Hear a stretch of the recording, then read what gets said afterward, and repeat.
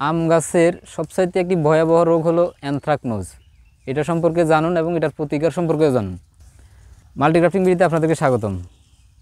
দেখুন, আমাদের আম গাছের যেই মেইন সমস্যা হয় সেটা হলো অ্যানথ্রাকনোজ বা পচন।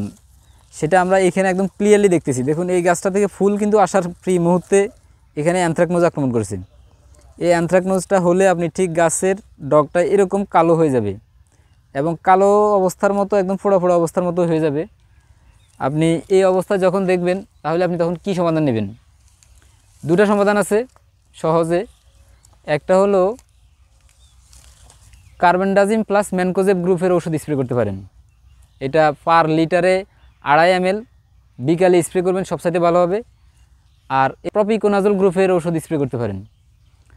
এছাড়াও আরও অনেক হায়ার ডোজ আছে, অ্যামিস্টার টপ থেকে শুরু করে এরকম, সেটাও ব্যবহার করতে পারেন। তবে এই মূল রোগের কারণটা হলো এখানে কুয়াশার কারণে এই জীবাণুটা বেশি করে বংশবিস্তার করতে পারে। অতএব অ্যানথ্রাকনোজ আপনি যখনই এখন ন্যাচারালি কুয়াশা হবে, বৃষ্টি হবে, তখন কিন্তু এই সমস্যাটা দেখা দেবে আপনার কাছে। তাহলে এটা প্রতিকার করার জন্য এখনই পদক্ষেপ নিন, অধিক ফলন গড়ে তুলুন।